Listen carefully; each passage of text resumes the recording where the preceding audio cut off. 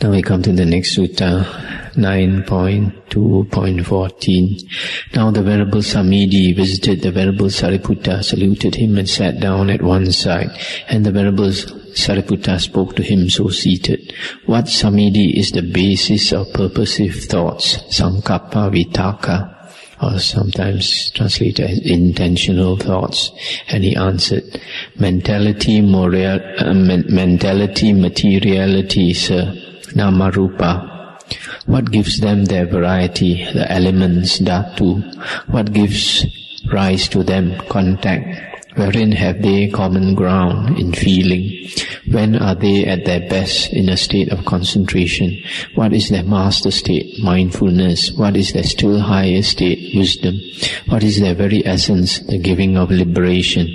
Wherein are they finally merged? In the deathless.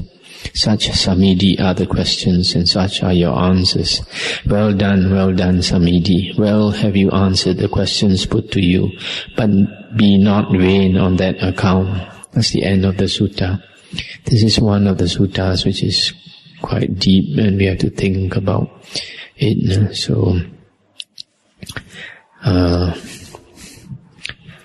just comment that the basis of purposive thoughts or intentional thoughts here is said to be Namarupa. And Namarupa is mentality, materiality, that means phenomena that consciousness is conscious of. Usually, quite often, Namarupa is wrongly translated as mind and matter. But if Nama is mind, then the basis of purposive thoughts should be mind, should be Nama. But here it is not Nama. The basis of purposive thoughts is Namarupa. So Namarupa is phenomena, mentality, materiality. Nama does not incorporate consciousness. Now, dhatu, there are several types of dhatu, the four great elements, earth, water, fire, wind, but they are not actually earth, water, fire, wind. They are the characteristics of earth represents hardness, water represents cohesion, fire represents heat, wind represents motion. Dhatu could also refer to the 18 elements, the 6 sense organs, the eye, ear, nose, tongue, body and mind. And the 6 sense organs, the 6 sense objects of form, sound, smell, taste, touch and thoughts. And the 6 consciousness. These are the 18 elements. Or it could also Dhatu could also refer to the 6 elements, the 4 great elements, earth, water, fire, wind, plus space, plus consciousness. The next sutta is 9.2.15. The Buddha said, imagine, monks, a boil which has been gathering for many years. It might have 9 gaping wounds, 9 natural openings. Thence whatever might ooze out, foulness would certainly ooze out, stench would certainly ooze out, loathsomeness would certainly ooze out. Whatever might be discharged, foulness would certainly be discharged, stench would certainly be discharged, loathsomeness would certainly be discharged. A boil, that is the name for the body, monks, made up as it is of the 4 great elements, procreated by mother and father, built up of gruel and sour milk, impermanent, subject to aeration, abrasion, dissolution and disintegration, with 9 gaping wounds, 9 natural openings, and from it whatever oozes out, foulness certainly oozes out, stench certainly oozes out, loathsomeness certainly oozes out. Whatever be discharged, foulness is certainly discharged, stench is certainly discharged, loathsomeness is certainly discharged. Wherefore, monks, be you disgusted with this body. That's the end of the sutta. You see here that the Buddha's teaching is to be disgusted with the human body. that the body is a loathsome thing with 9 openings from which discharges dirty things, foul things. But the worldly way is to see the body as something attractive, as something exciting. And here the Buddha is certainly trying to tell us the opposite, so that we can be free of suffering. The next sutta is 9.2.19. It's quite an important sutta. This night, monks, when night was nearly spent, there visited me a host of devas of surpassing beauty, shedding their rays over almost the whole of Jeta Grove, and they saluted me and stood at one side. So standing they spoke thus to me: Lord, when we dwelt among men in times gone by, homeless wanderers visited us, and though we arose out of respect, we did not salute them with raised hands. Lord, by not fulfilling this duty, we have suffered remorse and have been sorry since, for we have been reborn in a mean body. Monks, then another host of devas approached me and said, Lord, when we dwelt among men in times gone by, homeless wanderers visited us, and though we arose and saluted them, we did not offer them seats. Lord, by not fulfilling this duty, we have suffered remorse and have been sorry since, for we have been reborn in a mean body. And another group came and said, though we arose and saluted them and offered them seats, we did not share our food in accordance with our ability and power, and we have been sorry since, wherefore we have been reborn in a mean body. And another group came and said, though we shared though we did all the former things, plus sharing our food, we did not sit around to hear Dhamma. And so we have also been sorry since, for we have been reborn in a mean body. And another group came and visited the Buddha and said, though we did all these former things and we sat around to hear Dhamma, we did not lend an ear and hearken to Dhamma. And we have been sorry since, for we have been reborn in a mean body. And another group came and said that though they did all these things, the former things, though we lent an ear and hearkened to Dhamma, we did not bear in mind what we had heard. And we have been sorry since, for we have been reborn in a mean body. And another group came to the Buddha and said, though we did all the former things, and we bore in mind what we heard, but we did not investigate the meaning of what we had learned, and we have been sorry since, for we have been reborn in a mean body. And another group came and said that though we did all these former things, and we investigated the meaning of Dhamma we had learned, knowing both the spirit and the letter, we did not walk in conformity with Dhamma.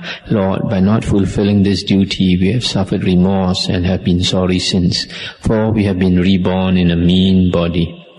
Monks, yet another host of devas approached me and said, when we dwelt among men in times gone by, homeless wanderers visited us. Lord, we arose and saluted them, offered them seats, shared our food in accordance with our ability and power, sat around to hear Dhamma, lent an ear and hearkened to Dhamma, bore in mind Dhamma we had heard, investigated the meaning of Dhamma we had learned, and knowing both the spirit and the letter of Dhamma, we walked in conformity therewith. Lord, by fulfilling these duties, we have suffered no remorse, nor have we been sorry since, for we have been born in an excellent body. And the Buddha continued, monks, behold these 3 roots, these empty places. Cultivate jhana, monks, be not idle, suffer not remorse afterwards, as did those first 8 hosts of devas. That's the end of the sutta. It's quite an interesting sutta, because you can see from here that these devas, when they were human beings before, like us now, they did not pay sufficient respect to the homeless renunciants, or did not pay enough respect to the Dhamma. by listening to the Dhamma, bearing in mind what they had heard, etc. And as a result of all these, when they were reborn in heaven, they had a mean body, meaning that their body was not as beautiful or as bright as other heavenly beings. Compared to other heavenly beings, they were born with a mean body compared to the others. And because they were deficient in certain of their duties, so they have been sorry since. But then the last group of devas, they did all the things that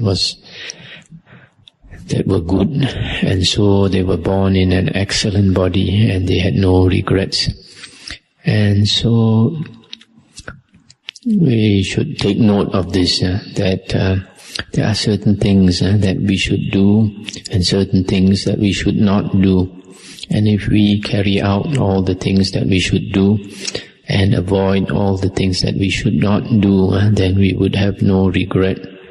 But if we do certain things that we should not do, for example, criticize other people or criticize monks, then in the end we will be sorry, because finally when we are about to pass away, other people's faults does not matter at all. It is our own faults that matter. It is our own faults that will weigh us down and pull us down.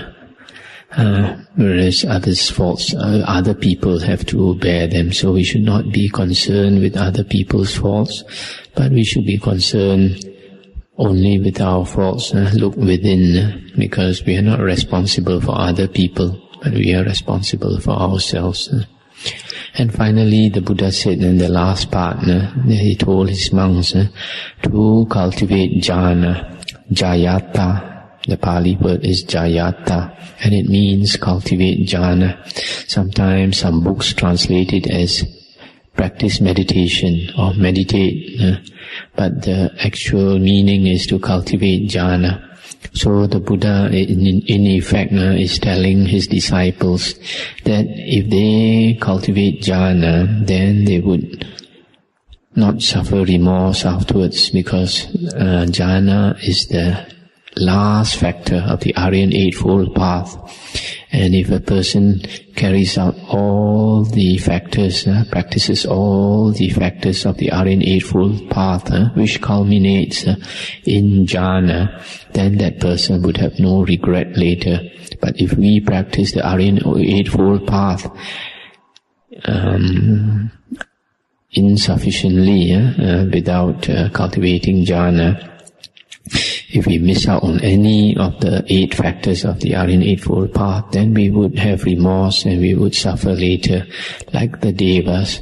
Even though they were born in heaven, yet they had some regrets for some of the things that they had not done.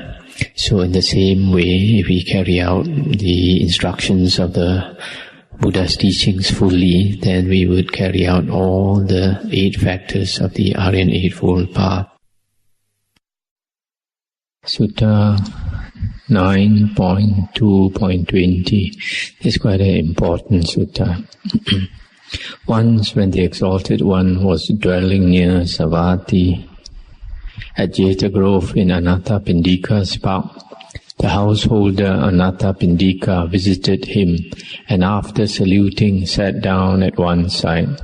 And the Exalted One addressed Anathapindika thus: "Is alms given in your family, householder?" And he said, "Yes, Lord, but it consists of a coarse mess of broken rice grains together with sour gruel." I stopped here for a moment. According to the commentary, the Buddha was asking Anathapindika, the biggest supporter of the Buddha, about whether he gives alms not to monks, but to the world at large, whether to beggars or whatever.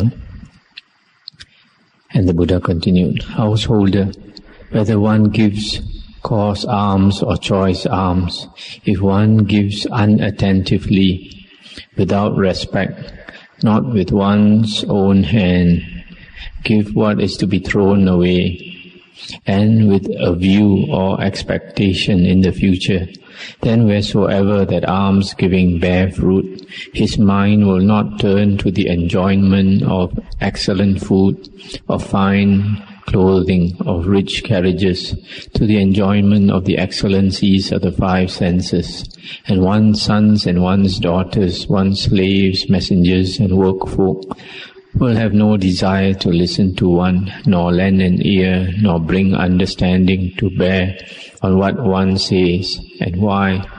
Such is the result, householder, of deeds done casually.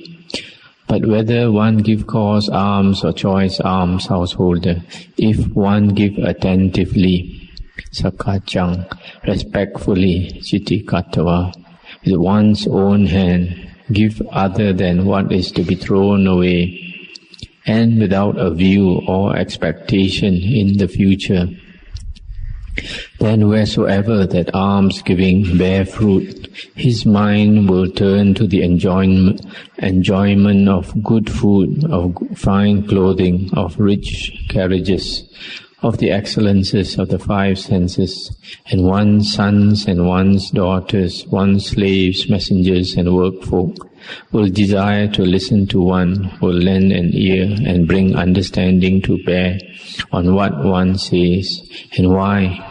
Such is the result, householder, of deeds done considerately.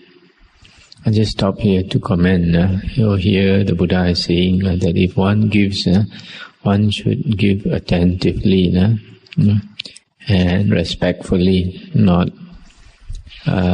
like some people, if they give something to a beggar, they throw it without respect. That's not good.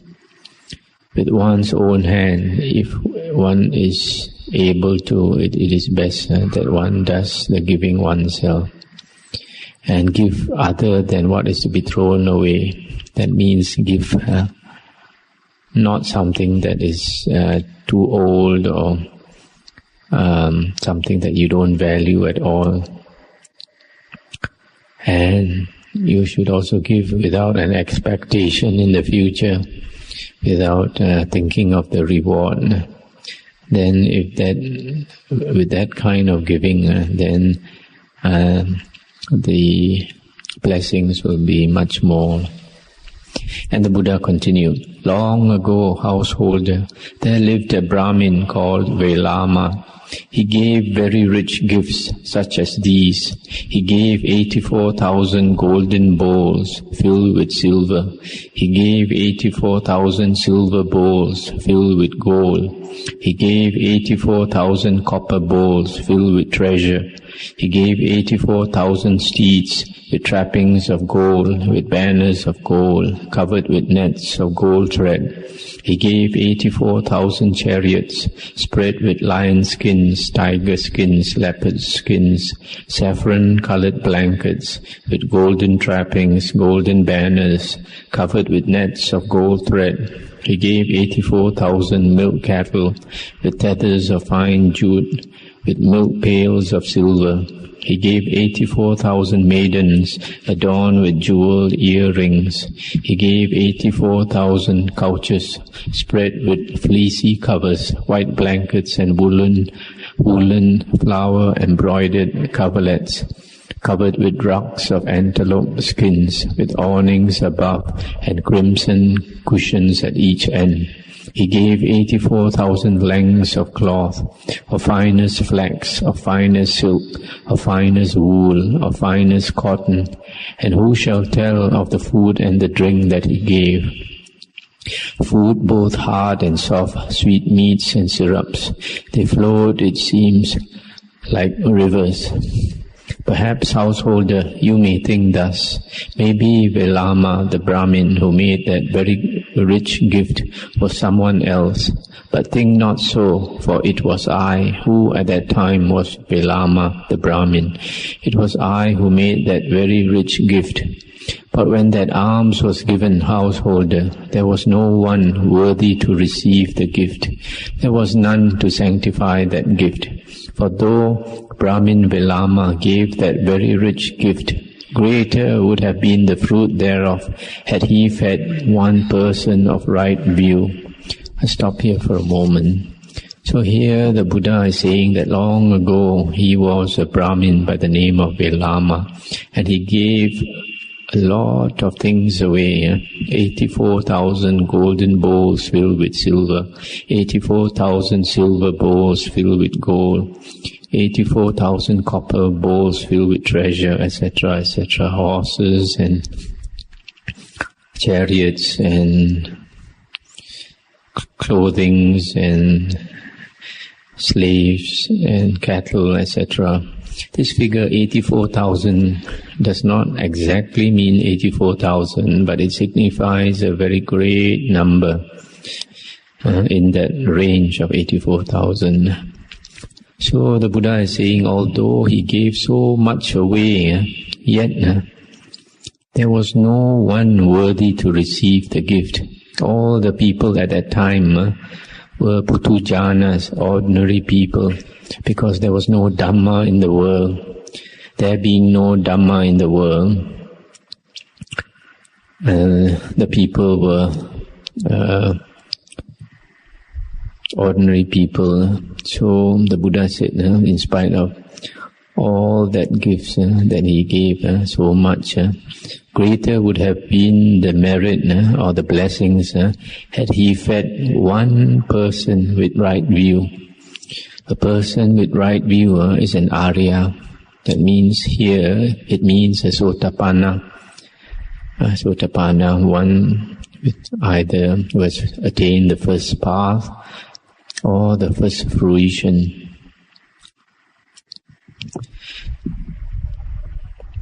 Why is it that he has given so much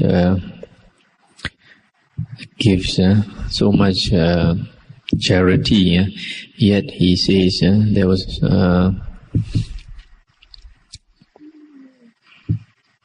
it doesn't measure to one giving one person of right view, and in effect, this means that the blessings from all those gifts was not very, very much. And that is because ordinary people, putujanas, they create more evil karma than good. That is why the Buddha said most people are reborn in the woeful plains. Few come back to the human world or are reborn in the Deva realm.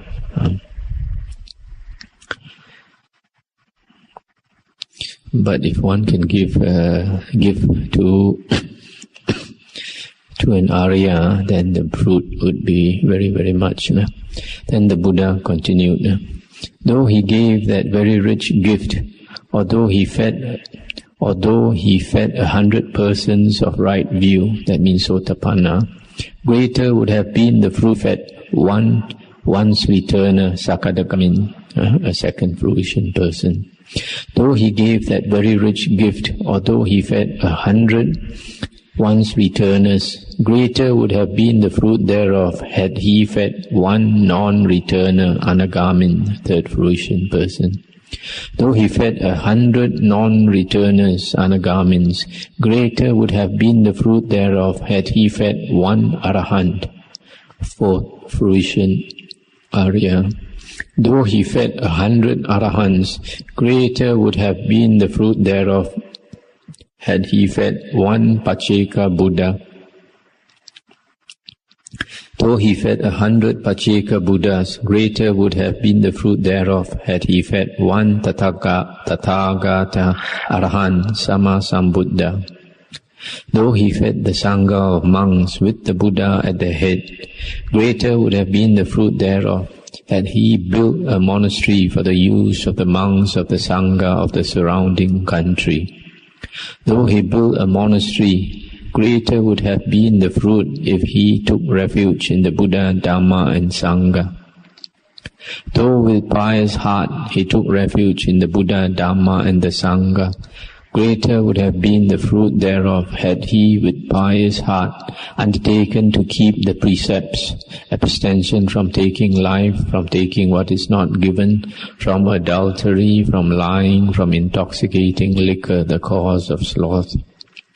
Though with pious heart he undertook to keep these precepts, greater would have been the fruit thereof had he made become a mere passing fragrance of metta, that is goodwill or loving kindness.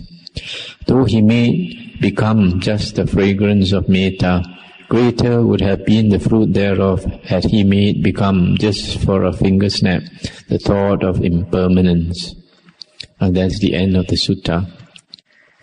So here the Buddha continued that even if he had fed 100 Sotapanna, first fruition person, the merit would have been greater if he had fed once returner Sakadagamin, and after that even feeding 100 Sakadagamins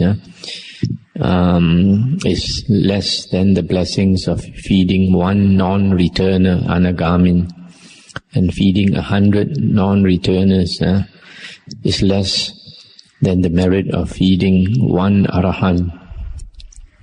And the blessings of feeding one Arahant is less than the blessings of feeding one Pacceka Buddha. A Pacceka Buddha is a Buddha who does not spread the Dhamma, the teachings. He practices himself and stays by himself, but he shows a good example to the world, but he does not teach the Dhamma. And feeding 100 Pacceka Buddhas is not equivalent to feeding one Samma Sambuddha. What is the difference between an Arahant and a Buddha? An Arahant is one. Actually, Arahant is also used for a Buddha, but all Buddhas are Arahants, but all Arahants are not Buddhas, in the sense like all doctors are human beings, but not all human beings are doctors. So, out of all the Arahants, some are Buddhas, and they are Buddhas because they are self-enlightened. A Buddha has no teacher in his last life. He struggles by himself and attains enlightenment, whereas Arahant is normally used for a disciple of a Buddha. Having learned the Dhamma from the Buddha, it is easier for him to become enlightened because he has the guidance given by the Buddha. And even feeding the Sangha of monks with the Buddha at the head, greater would be the merit of building a monastery. Why? The greatest gift that a person can give is the giving of Dhamma. And when we build a monastery, it helps to perpetuate the Sangha of monks. And when the Sangha of monks is continued, then the Dhamma will last in the world. If the Sangha of monks is broken, the lineage of the Sangha is broken, then the sasana, the religion, will slowly die, because the Dhamma would not be spread or carried on by monks. So it is very important to support monks, and especially build monasteries for monks to live and to ordain others, so that the lineage of the Sangha can continue, so that the Dhamma will not die out.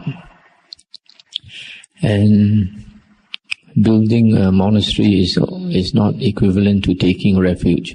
You see, up to this point, building of the monastery is like the greatest material giving that you can give. The charity, the highest is building a monastery.